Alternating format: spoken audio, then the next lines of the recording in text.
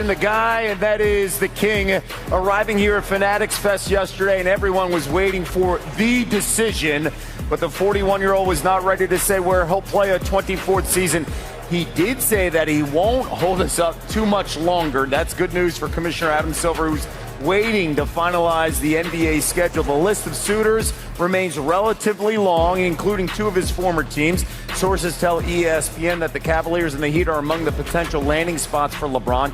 He's also considering the Sixers and the Warriors, among others. NBA reporter, as promised, Dave McMenamin joining us now. So, Dave, once again, on this stage yesterday, Tyrese Halliburton was talking to LeBron, trying to get some stuff out of him. That's right. LeBron wasn't budging. What are you hearing right now about where the decision is in the process and where maybe LeBron is leaning? Multiple sources familiar with his thinking told me in the last 24 hours that he is truly getting much closer to a decision. Talking to people around the league, Adam Silver, obviously, everyone is just hoping it comes as early as next week, possibly in the early part of next week. And so we're getting closer. And obviously those five teams on the screen that we saw there have all made pitches to Rich Paul, and all of them have players that have made personal appeals to LeBron. I am told, though, and I've not been told that any of those teams are eliminated, but in the conversations that I've had in the last 24 hours in New York City, it seems like an Eastern Conference team will win the LeBron James sweepstakes. It's not saying that he has told Minnesota they're out or told Golden State they're out, but if it's about trying to play competitive basketball and possibly add a fifth championship to avoid basically two NBA Finals type series in the playoffs just to get to the finals in the Spurs and OKC, you can have a better pathway with either Cleveland, Miami, or Philly. He's dropped some crumbles. We've heard him say the words, trust the process. Oh, yes, and then he my did. phone blows up about Sixers fans saying, oh my God, maybe that's happening. But then in the comfort zone of the Cavaliers returning home and also understanding what it's like to play in Miami, it feels like those two teams are the front runners. Timetable here. We joke around the process and the understanding of when the schedule is going to come out. We have to wait for LeBron. Is this something pending over the next couple of days this weekend? Where are you feeling a decision is going to be made? Honestly, I think it could come as early as late this weekend, early next week. Yep. Maybe Sunday, Monday, Tuesday, somewhere in that range. Yeah. Because he has all the information. He needs to make the final consultation with his family. He has said, obviously, that's a big part of it. But we're not like waiting for one of these contenders to make a last-minute trade or something like that to push him over the edge. He knows every situation, and it'll come down to his gut feel. And honestly, think about it. Both those teams, if we are going to put them the front runners, Miami and Cleveland, he's won championships there. Yep. He's familiar with the fans, the people in the organization. And obviously, both teams have really strong rosters. Now, there's more turnover with the Miami roster. But if you were going to look at any of the teams we were talking about, who has the best current player of the realistic option you might team up with, you might say Giannis Antetokounmpo. Yeah, the hay is in the barn, and there's plenty of New York fans in the crowd here. I can tell you this.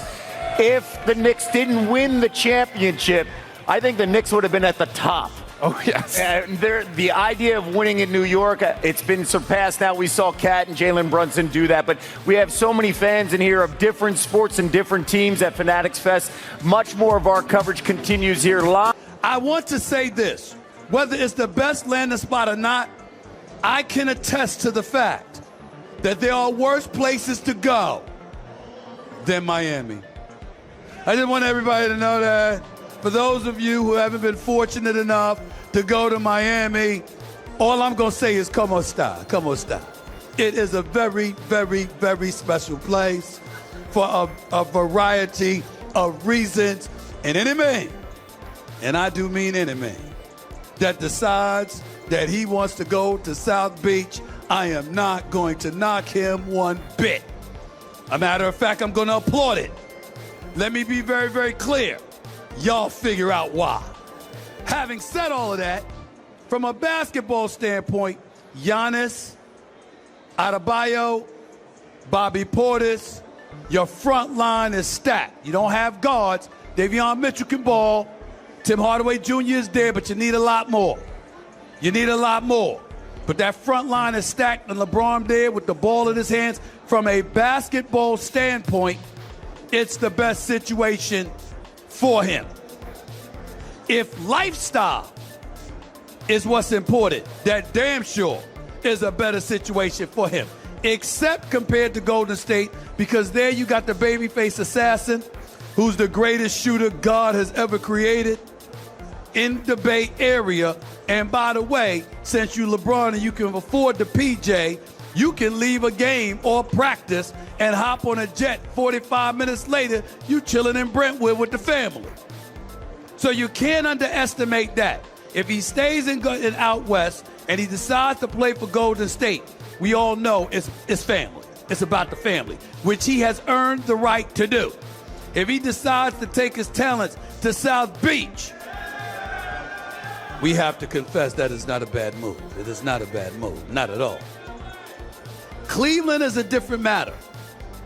And Cleveland is why I believe their situation puts him, they are ahead of the curve of everybody else. Because if LeBron James goes back to Cleveland, he passes gas, they'll call it perfume. There is nothing that he can do wrong in the city of Cleveland and its surrounding areas in the state of Ohio. He is deified. He is a godlike figure in that area of the country. He can do no wrong. They'll probably erect a statue for him while he's playing. And by the way, he'll deserve it because of what he has done for that city, what he has done for that state, what he has done for that franchise. And because of that is why I believe they have an edge over the Miami Heat. See, if LeBron goes back to Miami, that's for Pat Riley. Pat Riley benefits. Pat Riley's the one that benefits. The legacy of Pat Riley, the winner within, the guy who won as a player, a coach, and an executive that's 81 years of age, and most of us, myself included, thought he was beyond his prime because he couldn't get stars to come and play in Miami, but then managed to go out there and get LeBron. Giannis. For him to pull that off is unbelievable. So if he got LeBron too, and Miami is back in the thick of things, and they win a championship, Pat Riley is the one that benefits. LeBron goes to Cleveland, it's his shot. He ain't working for Kenny Atkinson. Kenny Atkinson working for him. He ain't working for Kobe Altman. Kobe Altman is working for him. Dan Gilbert's the owner, cutting the checks, and he's still working for LeBron James. Don't get me started with James Harden and who he working for. Donovan Mitchell getting ready to sign a 4-year, $273 million extension, and he'll still be working for LeBron James. LeBron James goes back to Cleveland. Y'all remember the movie? What is it? Coming to America? You remember when Eddie Murphy, when his daddy, played by James Earl Jones, sat up there and said, you know, go out there, sow your wild oats, have fun. And then Eddie Murphy met who was supposed to be a future wife, and he asked her what she liked. She says, whatever you like. Whatever you like. That's everybody in Cleveland if LeBron James goes back. Everybody, whatever you like. It's the truth. So if you can go back home and you don't have to worry